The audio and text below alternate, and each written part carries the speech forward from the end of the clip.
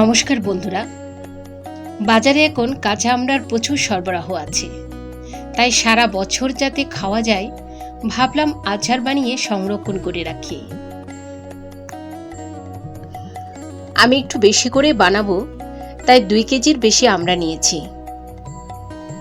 খোসা ছাড়িয়ে আমড়াগুলো পানি দিয়ে ভালো মতো ধুয়ে নিলাম।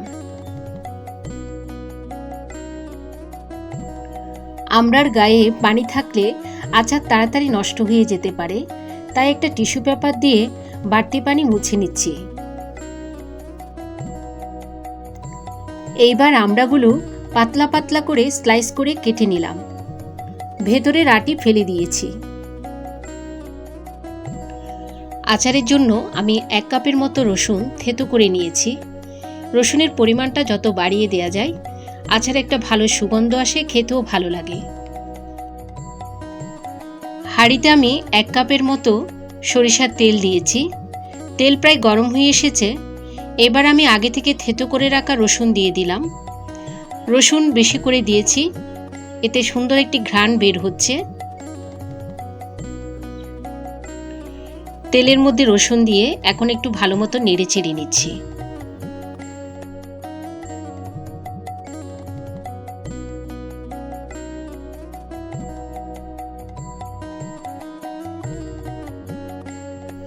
এক চা চামচ গোটা পাঁচফোড়ন দিচ্ছি।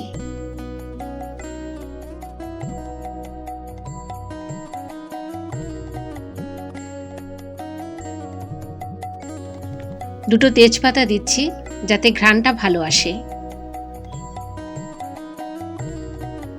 6-7টার মতো শুকনো লঙ্কা দিয়ে দিচ্ছি।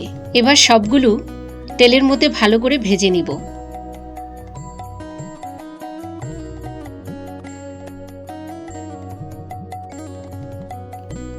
এবার আমড়াগুলো দিয়ে দিলাম।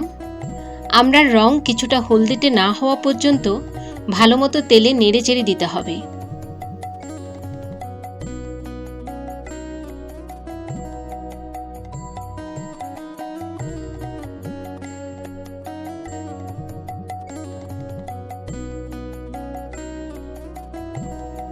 স্বাদ মতো লবণ দিয়ে দিলাম। আমি 2 চামচ দিয়েছি। লবণ দেওয়াতে আমড়াগুলো তাড়াতাড়ি সেদ্ধ হবে।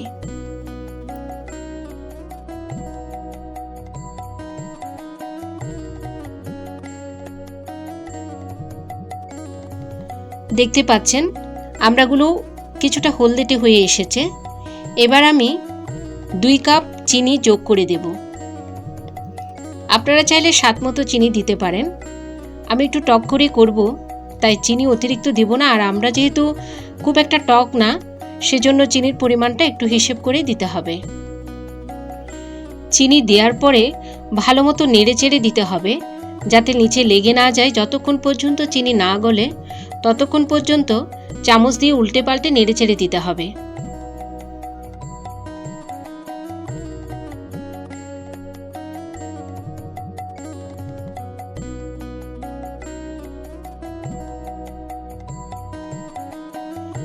চিনি সম্পূর্ণ গলে গেলে নেড়েচেড়ে কিছুক্ষণ রান্না করতে হবে। এবার আমি 2 টেবিল চামচ হলুদ দিয়ে দিচ্ছি যাতে আচারের রংটা সুন্দর হয়। দিয়ে দিচ্ছি 2 টেবিল চামচ লাল লঙ্কার গুঁড়ো।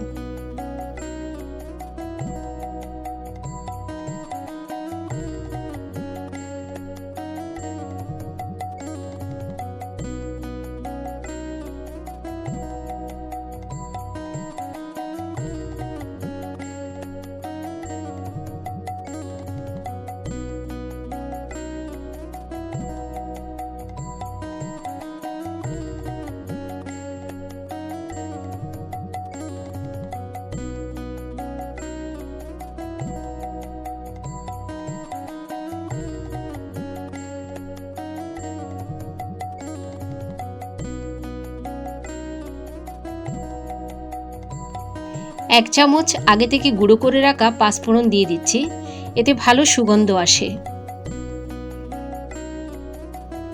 1 চামচ চিলি ফ্লেক্স দিয়ে দিচ্ছি, অর্থাৎ ভাজা শুকনো লঙ্কা গুঁড়ো। এটাও আমি আগে থেকে করে রেখেছি।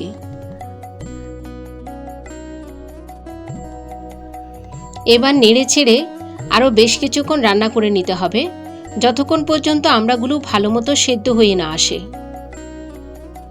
এই সময়ে চুলার আঁচ মৃদু রাখতে হবে, না হলে নিচে তলানি লেগে যেতে পারে। সবশেষে দিয়ে দিচ্ছি 2 টেবিল চামচ হোয়াইট ভিনেগার। এতে আচার দীর্ঘদিন ভালো থাকবে। ভিনেগার দিয়ে চুলায় বেশিক্ষণ রাখা যাবে না।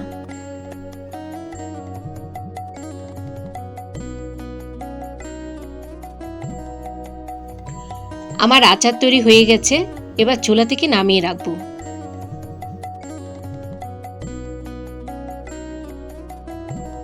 দেখতে পাচ্ছেন কতটা লোভনীয় হয়েছে আর খুব সুন্দর ঘ্রাণ বের হচ্ছে।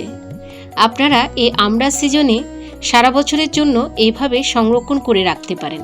ধন্যবাদ।